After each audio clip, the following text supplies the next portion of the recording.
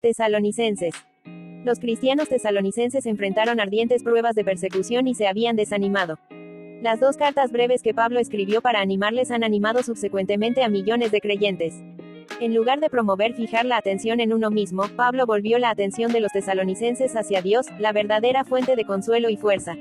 En los 136 versículos de ambas cartas, Pablo se refiere a Dios, Cristo, el Espíritu Santo, o una combinación de los mismos más de 150 veces, Elwell Yarbrough 1998, 332.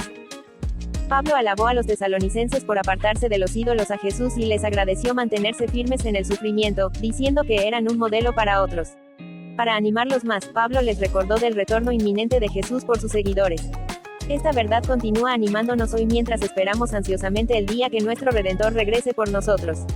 La esperanza y convicción de su venida nos dan fuerza para resistir todo que enfrentamos, así como lo hizo hace tiempo para los tesalonicenses. Lección 8.1 Primera de Tesalonicenses. Objetivos. 8. 1.1 Resumir el trasfondo de la primera carta de Pablo a los tesalonicenses. 8. 1.2 Identificar el tema, los propósitos y las tres partes principales de 1 Tesalonicenses. Lección 8.2 Segunda de Tesalonicenses. Objetivo. 8. 2.1 Resumir y aplicar lo que 2 Tesalonicenses enseña sobre el rapto, el anticristo y la segunda venida. Primera de Tesalonicenses. Ubicada en la Vía Egnatia, un camino que se extendía de Roma a través de Filipos, Tesalónica era la capital de la provincia de Macedonia. Algunos piensan que su población total creció a como 200.000, Thomas 1978, 229. Pablo llegó a la ciudad en su segundo viaje misionero, acompañado de Silas y Timoteo, Hechos 17 en 1, 9. Resumir el trasfondo de la primera carta de Pablo a los tesalonicenses. De 4 hechos que describan el trasfondo de 1 Tesalonicenses. Al principio, todo fue bastante bien para los misioneros en Tesalónica. Sin embargo, algunos de los judíos pronto se pusieron celosos y enfadados, acusando a Pablo y sus amigos de contravenir los decretos de César, diciendo que hay otro rey, Jesús, Hechos 17 en 7. Estos judíos amargados obligaron a Pablo y a sus amigos a abandonar Tesalónica al abrigo de la noche. Después de dejar Tesalónica, Pablo viajó a Atenas y hasta Corinto, Hechos 18. Pero continuía la persecución para los creyentes tesalonicenses, 1 Tesalonicenses 2:14 de la mañana. Después, habiendo sido enviado a Tesalónica para ver cómo estaban los creyentes, Timoteo volvió a Pablo y alabó a los tesalonicenses por su fe y amor, 3 en 5, 10. Al oír el reporte positivo, Pablo quiso regresar a ellos pero no pudo. En cambio, él escribió una carta desde Corinto para animarlos. Aunque ambas epístolas a los tesalonicenses tratan con muchos temas actuales a los tiempos de Pablo, también se conocen bien por su énfasis en el futuro y a veces se llaman las epístolas de escatología. La palabra escatología se basa en las palabras griegas eschatos que significa última, y logos que significa palabra. Así, la escatología es el estudio de los tiempos finales, los eventos del fin de la historia. Este es el tema de 1 y 2 Tesalonicenses, la segunda venida de Cristo. Bosquejo de 1 Tesalonicenses. Identificar el tema, los propósitos y las tres partes principales de 1 Tesalonicenses. Y Pablo da gracias para animar a los tesalonicenses, 1. 2. Pablo defiende sus acciones y ausencia, 2, 3. A. La defensa de las acciones de Pablo, 2 en 1, 16. B. La defensa de la ausencia de Pablo, 2:17 de la mañana, 3:10 de la mañana. C. La oración de Pablo, 3:11 de la mañana, 13. 3. Pablo instruye a los creyentes, 4, 5. A. Sobre la pureza sexual, 4 en 1, 8. B. Sobre el amor fraternal, 4 en 9, 10. C. Sobre el trabajo honrado, 4:11 de la mañana, 12.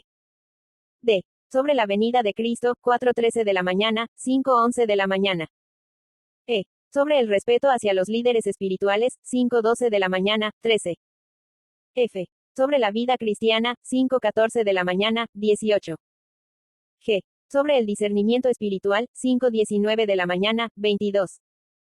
Y V. Conclusión, 5:23 de la mañana, 28. Explicaciones del bosquejo. Pablo da gracias para animar a los tesalonicenses, 1 Tesalonicenses 1. Pablo escribió esta carta como un amigo y consejero espiritual a los creyentes tesalonicenses, sus hijos espirituales. Al enfrentar muchos problemas y pruebas, estaban descorazonados y tenían dificultad para entender por qué estaban sufriendo. Escribiendo para animar a estos creyentes que sufrían, Pablo empezó diciendo cosas buenas acerca de ellos. Mientras que Pablo nunca usó la adulación, 1 Tesalonicenses 2:5, él usó alabanza. A diferencia de la adulación, la alabanza es sincera y saca lo mejor a los que la reciben. Pablo alabó a los tesalonicenses por varias cosas que identificó Pablo como digno de alabanza en los creyentes tesalonicenses. Le dio gracias a Dios por los frutos de su fe, esperanza y amor, 1 en 3. A pesar del sufrimiento severo, ellos siguieron los ejemplos de Pablo y del Señor, 1 en 6. Ellos vinieron a ser modelo a todos los creyentes en las provincias de Macedonia y Acaya, 1 en 7. Su testimonio se divulgó por todo lugar, 1 en 8. Ellos se apartaron de los ídolos para servir al Dios viviente, 1 en 9. Esta referencia parece indicar que Tesalónica era principalmente una iglesia gentil, ya que los judíos vehementemente estaban en contra de los ídolos. Morris 1984, 47. Comente cómo la esperanza del retorno de Cristo les trae aliento a creyentes que están sufriendo por su fe. Entonces Pablo se despliega hacia otro tipo de exhortación, recordándoles que están esperando que Jesús vuelva de nuevo, 1:10 de la mañana. Llamada la esperanza bienaventurada, Tito 2:13 de la mañana, el retorno del Señor es un gran estímulo para todos los creyentes. Este tema recurrente se teje a lo largo de toda la carta de 1 Tesalonicenses. Cada capítulo en la epístola acaba con alguna enseñanza sobre la venida del Señor. 1:10 de la mañana, y esperar de los cielos a su Hijo Jesús, quien nos libra de la ira venidera. 2:19 de la mañana, 20, porque ¿cuál es nuestra esperanza, o gozo, o corona de que me gloríe? No lo sois vosotros, delante de nuestro Señor Jesucristo, en su venida. 3:13 de la mañana, que sean afirmados vuestros corazones, irreprensibles en santidad. En la venida de nuestro Señor Jesucristo con todos sus santos. 4:14 de la mañana, 18, así también traerá Dios con Jesús a los que durmieron en él. El Señor mismo con voz de mando, con voz de arcángel, y con trompeta de Dios, descenderá del cielo, y los muertos en Cristo resucitarán primero. Nosotros los que vivimos, los que hayamos quedado, seremos arrebatados juntamente con ellos en las nubes para recibir al Señor en el aire. 5:23 de la mañana, todo vuestro ser, espíritu, alma y cuerpo, sea guardado irreprensible para la venida de nuestro Señor Jesucristo. Pablo defiende sus acciones y ausencia, 1 Tesalonicenses 2:3. ¿Por qué Pablo tendría la necesidad de defenderse?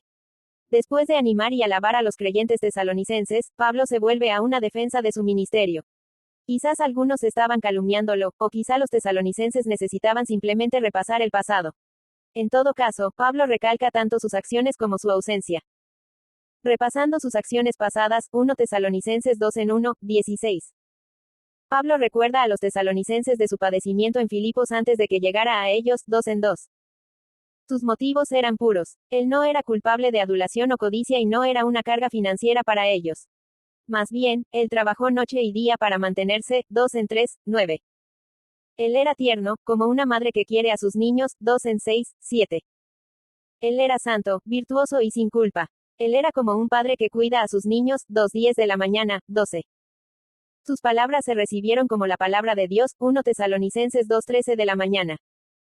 Defendiendo su ausencia, 1 Tesalonicenses 2:17 de la mañana, 3:10 de la mañana. Recuerde que Pablo escribió a los tesalonicenses desde Corinto. Él explica que trató de venir a ellos de todo modo, pero Satanás lo impidió, 2:17 de la mañana, 18. Por consiguiente, Pablo les envió a Timoteo para animarles y recordarles que las pruebas llegan a todos los creyentes, 3 en 1, 4. Pablo temía que los tesalonicenses se desanimarían y perderían su fe y que su trabajo resultaría en vano, 3 en 5. Sin embargo, Timoteo trajo de vuelta un reporte positivo, y Pablo dio gracias, orando que Dios fortalecería a los tesalonicenses hasta que Cristo volviera, 3 en 6, 13. Pablo instruye a los creyentes, 1 Tesalonicenses 4, 5. Note del bosquejo de 1 Tesalonicenses que los capítulos 1, 3 tratan con el pasado. En esos capítulos, Pablo da gracias por los tesalonicenses. Después, en los capítulos 4, 5, Pablo da advertencias e instrucciones acerca del diario vivir.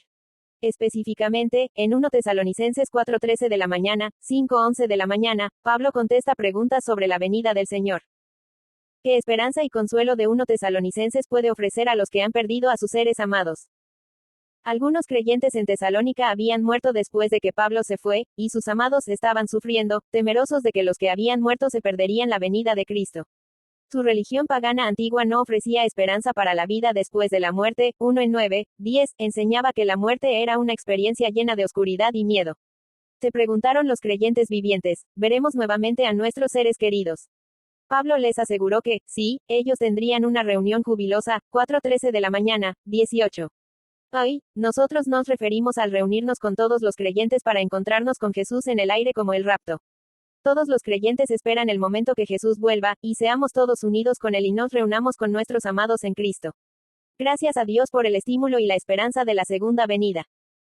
Pero, aunque la realidad del rapto les trae gran consuelo a los creyentes en sufrimiento, esta esperanza del futuro también trae dos responsabilidades. 1. Todos los creyentes deben estar alertas ante su venida. Y, 2. Todos deben tener dominio propio. 5 en 6.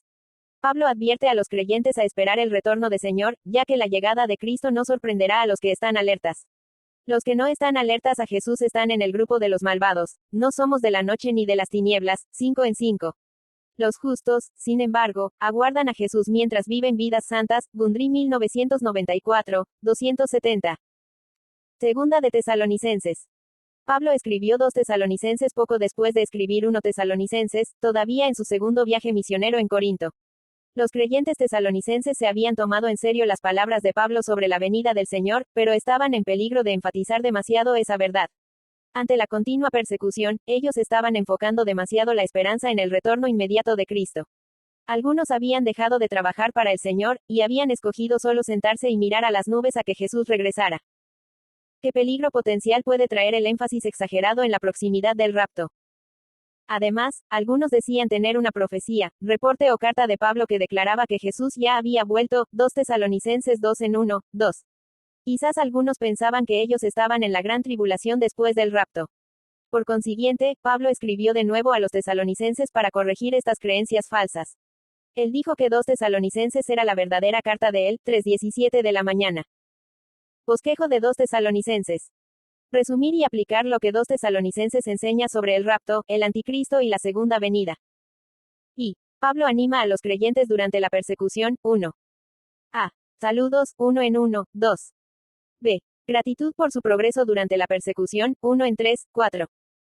C. Garantía de la recompensa y juicio final. 1 en 5, 10. D. Oración por los creyentes. 1 a 11 de la mañana, 12. 2. Pablo enseña a los creyentes sobre el fin de los tiempos. 2. A. El día del Señor que ha de venir. 2 en 1, 2. B. El hombre de la perdición será revelado primeramente. 2 en 3, 12. C. Los creyentes exhortados a resistir firmes en la verdad. 2:13 de la mañana, 15. D. La oración de Pablo por los creyentes. 2:16 de la mañana, 17. 3. Pablo exhorta a los creyentes sobre la vida diaria. 3.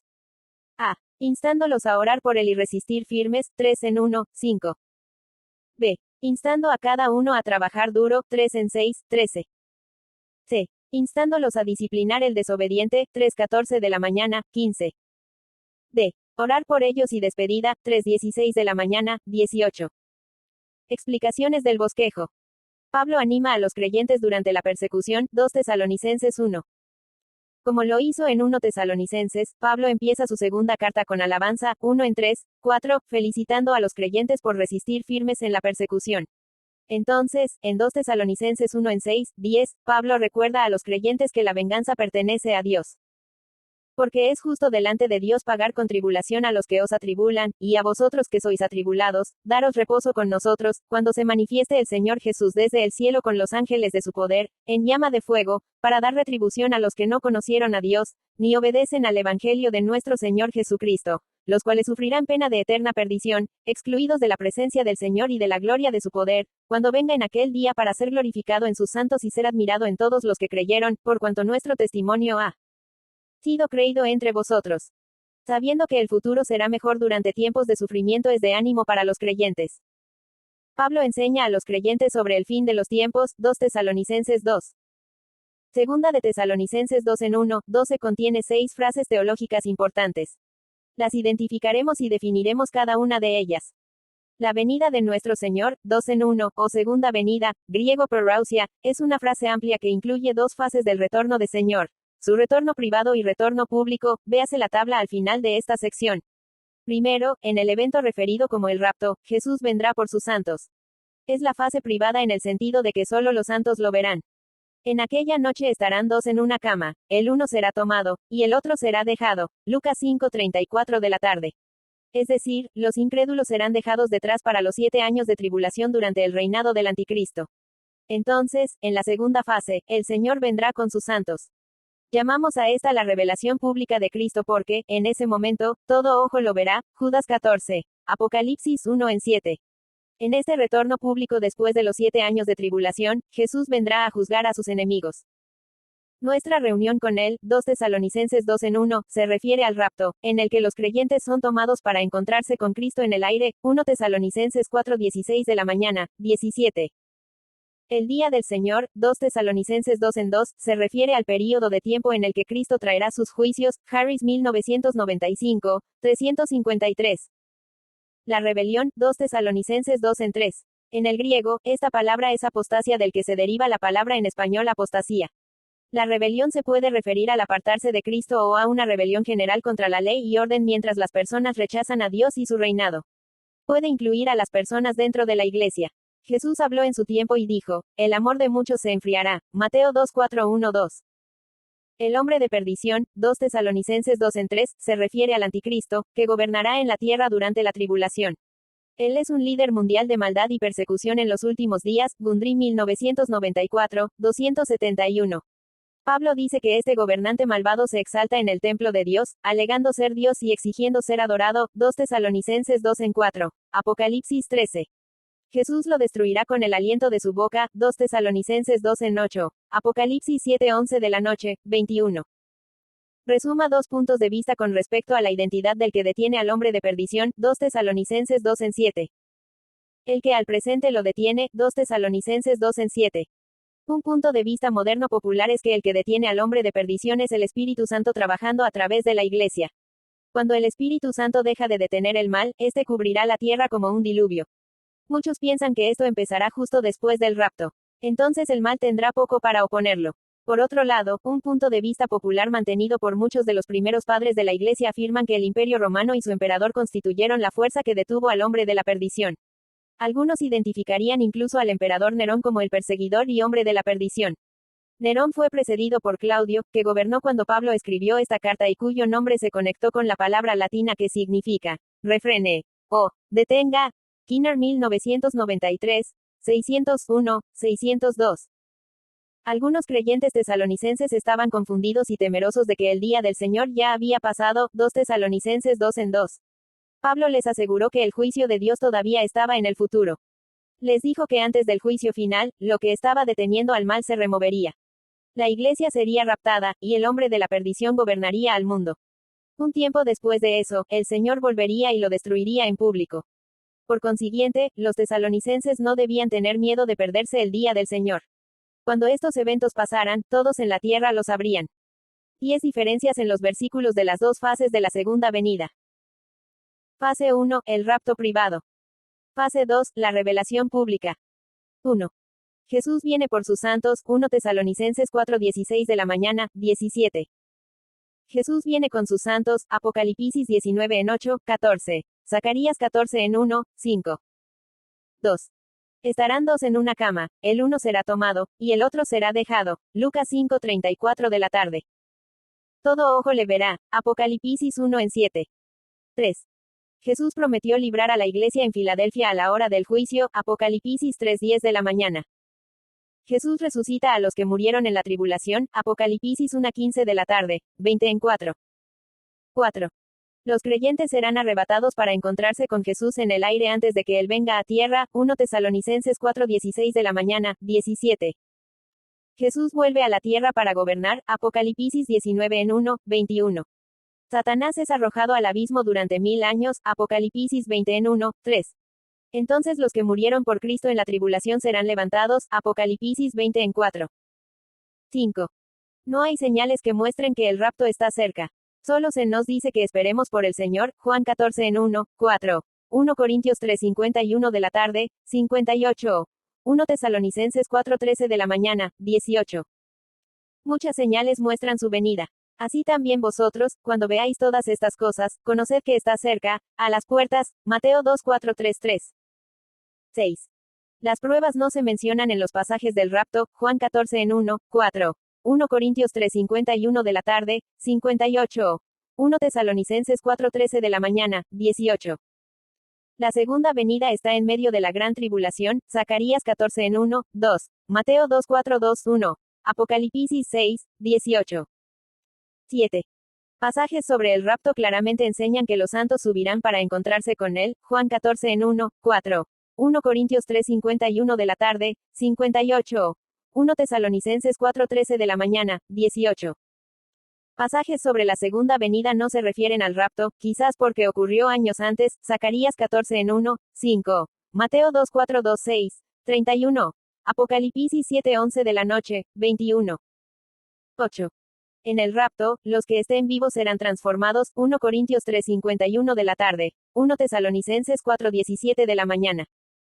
Ningún pasaje sobre la segunda venida enseñe que esos santos vivientes serán transformados. 9. Pasajes sobre el rapto muestran claramente que los muertos en Cristo serán levantados, 1 Corintios 3:52 de la tarde, 1 Tesalonicenses 4:16 de la mañana. Los pasajes sobre la segunda venida no muestran claramente la resurrección de la iglesia, Daniel 12 en 1, 2, Apocalipsis 20 en 4. 10. No hay cambios en la tierra que estén asociados con el rapto. Pasajes sobre la segunda venida enseñan de cambios en la tierra. El monte de los olivos se partirá por el medio, Zacarías 14 en 4. Ezequiel 40, 48 asume algunos cambios en tierra. Véase Apocalipsis 6:12 de la mañana, 14. Pablo exhorta a los creyentes sobre la vida diaria, 2 Tesalonicenses 3. Finalmente, Pablo instó a los tesalonicenses que hicieran tres cosas. Oren por él, 3 en 1, 2. Pablo les recordó que Dios es fiel. Sabía que el Señor le fortalecería a él y a los tesalonicenses. Trabajen duro, 3 en 6, 13. Los creyentes simplemente no pueden sentarse y esperar el retorno del Señor. Los que no trabajan no deben comer, 3:10 de la mañana. La iglesia debe disciplinar a los que se nieguen a obedecer su carta, 3:14 de la mañana, 15. La disciplina en amor es necesaria para toda iglesia saludable.